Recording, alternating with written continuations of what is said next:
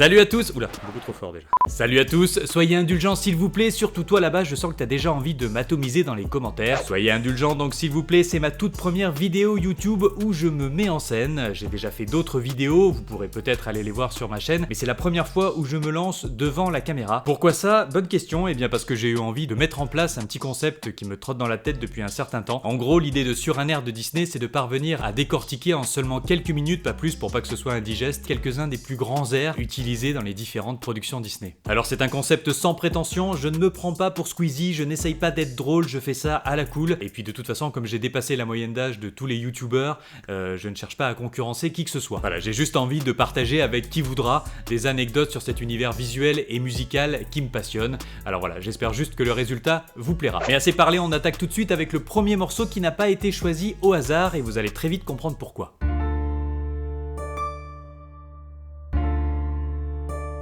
C'est à la fois une berceuse et une ritournelle nostalgique. Feed the Birds, nourrir les petits oiseaux dans la version française, est une chanson écrite par les frères Sherman pour le film Mary Poppins. Sorti en 1964, ce film est une féerie et aussi une folie technique. Aujourd'hui ça paraît banal de mélanger comme ça prise de vue réelle et animation, mais pour l'époque c'était une dinguerie.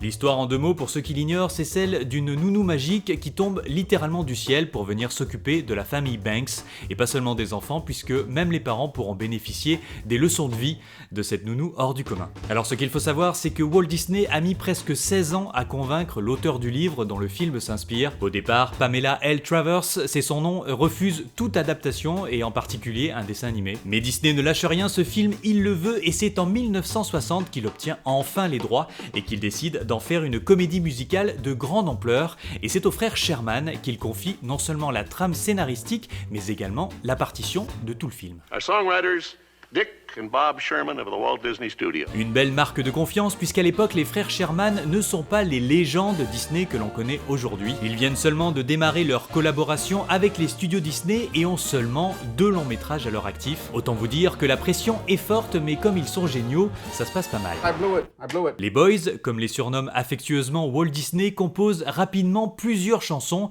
Toutes sont des chefs-d'œuvre, mais la première achevée complètement est Feed the Birds, et selon Richard Sherman, c'est cette chanson qui aurait un petit peu détendu Pamela L. Travers.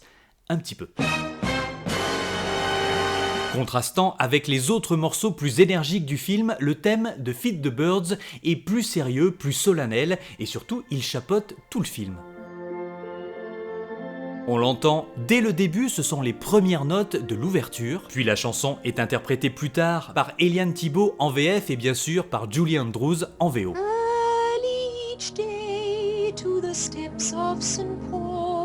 Cette berceuse raconte l'histoire d'une vieille femme assise sur les marches de la cathédrale Saint-Paul à Londres et qui vend des sacs de graines à 2 sous pour nourrir les oiseaux. Feed the birds, tuppence a bed. Le thème revient enfin une 3e fois lorsque Monsieur Banks se promène seul en regrettant ses actions, notamment lorsqu'il repasse devant les marches de la cathédrale Saint-Paul et qu'il constate que la femme aux oiseaux n'est plus là. Plus tôt dans la journée, il avait découragé ses enfants de l'aider en lui achetant ses sacs de graines, et c'est là que réside toute la symbolique de ce morceau et même du film dans son entièreté, car c'est une des rares chansons écrites sur les mérites du don de charité. Donner un petit quelque chose, même 2 sous, peut suffire à illuminer la vie de quelqu'un, et il ne faut pas le négliger car ce sont souvent les petits gestes qui ont de belles et heureuses conséquences. L'importance de la charité est la plus grande des leçons transmises par Mary Poppins, et c'est sans doute pour ça qu'elle est venue chez les Banks.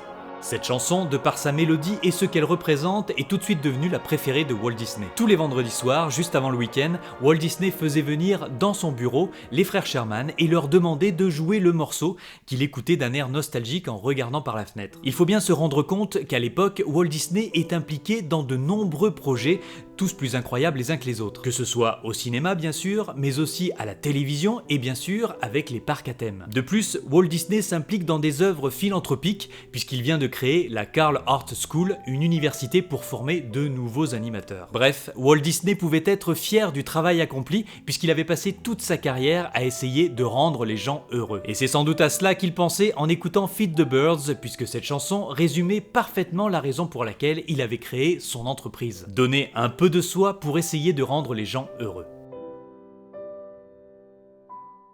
A noter qu'après la mort de Walt Disney, Richard Sherman continuera à jouer le morceau tous les vendredis dans le bureau de Walt Disney, une manière pour lui non seulement de rendre évidemment hommage à son ami, mais également à l'une des figures les plus emblématiques de l'art et du divertissement. Voilà ce que je voulais dire sur Feed the Birds, une chanson qui me touche aussi particulièrement. Et pour conclure, sachez qu'il existe des clins d'œil de ce morceau dans d'autres productions. Citons pour commencer une production Disney avec Il était une fois, où l'on retrouve un personnage de vieille femme qui vend des graines pour oiseaux à dessous. Le personnage de la vieille femme aux oiseaux est également repris dans Maman, j'ai encore raté l'avion. Et enfin, dans un épisode des Simpsons intitulé Cherry Bobbins, le morceau y est parodié. Buy me a beer, $2 a glass. Allez, à bientôt pour un autre numéro de Sur un air de Disney. Merci d'avoir regardé, j'espère que ça vous a plu. Si c'est le cas, mettez un petit pouce bleu et surtout donnez vos avis dans les commentaires. À bientôt.